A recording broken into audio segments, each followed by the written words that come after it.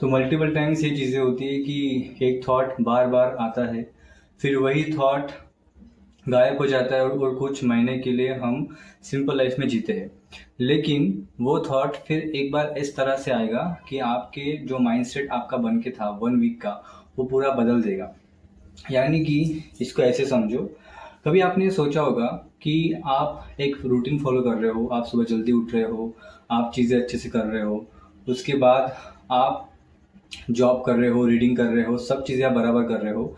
लेकिन एक ऐसा थॉट आएगा जो आपके पूरे रूटीन को चेंज कर देगा। It may be after a month, after a week, और सम टाइम आपने कुछ रूटीन बनाया 1 वीक का, 10 दिन का, एक चैलेंज लिया 20 दिन का, उसके बाद ऐसा चीज़ें हो जाती है कि आप एक रूटीन में हो, आपका मन कहता है कि यार मैंने पिछले 4 महीनों से या 2 महीनों से शुगर कट किया है, कॉफ़ी पीना स्टार्ट किया है, तो मैं आज चाय पी लूँगा या फिर मैं ऐसी कोई चीज़ करूँगा जो मेरे वो रूटीन के अलावा है, मतलब उसका पार्ट नहीं है। It like a cheat meal.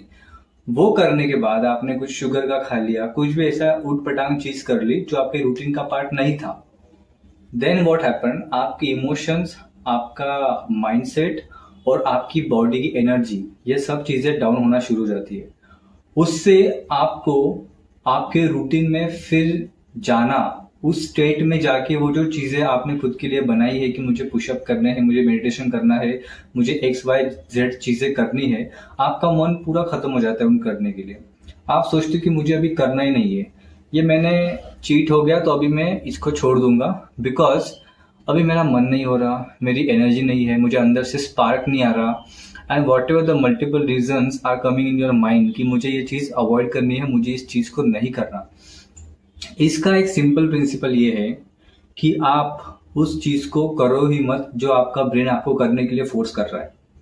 Simply बताओ, most of time sugar boost होने से, शुगर इंस्पाइक होने से आपको वो जो आपके अंदर का स्पार्क होता है कोई चीज़ करने का, वो खत्म हो जाता है। मोस्ट ऑफ टाइम शुगर से ही होता है।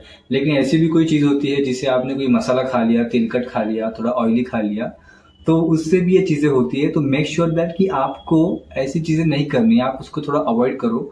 उसको एक स्पेसिफिक अमाउंट में रखो कि इसको नहीं करना, इसको किया तो मेरा पूरा जो माइंडसेट है वो गिर जाएगा, तो आप उससे मत ही यूज़ करो। 3 चीज़ें आप कर सकते हो। सबसे पहली चीज़ होती है कि आप उसको अवॉइड ही करो पूरा। लेकिन आप अवॉइड नहीं कर पा रहे हो तो सेकंड चीज़ आप करो कि आप उसका एक टाइम लिमिट सेट करो कि मैं इस पर्टिकुलर टाइम ब्लॉक में उसे खाऊंगा। यानी कि मैं उसे सुबह 9 के 10 के बीच के खाऊंगा, सुबह 10 बजे से पहले खाऊंगा, 12 बजे से पहले खाऊंगा, ताकि मेरा आफ्टरनून ठीक रहे।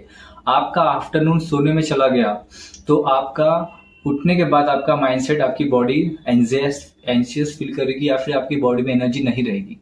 और तीसरी चीज आप कर सकते हो वो ये है कि आपने अगर कोई ऐसी चीज खा भी ली, तुरंत उसके बाद आफ्टर 15 मिनट 20 मिनट के बाद आप वॉक पे चले जाओ।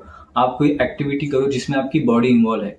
आप रीडिंग कर सकते हो, ज्यादा फोर्सफुल रीडिंग करो ताकि आपका ब्रेन चले, या फिर फिजिकल एक्टिविटी कर सकते हो, आप बैडमिंटन खेल सकते हो, वॉक पे जा सकते हो, या फिर आप दोस्तों के साथ चिल कर सकते हो। वॉट एवर इट इज, आप बाहर जाओ, आपकी बॉडी को मूव करो ताकि वो जो चीज आपने खाई है वो पच जाए और आपको वो स्टेट ऑफ माइंड से आप बाहर निकल जाओ।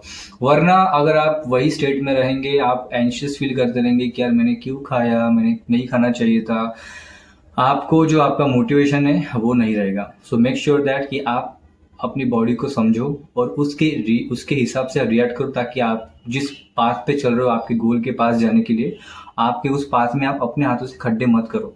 ठीक है? तो ये 3 चीजें आप फॉलो कर सकते हो। सबसे पहली चीज बिल्कुल अवॉइड ही करो। दूसरा, अगर आपने कुछ खा लिया है तो उसको एक ब्लॉक में खाओ।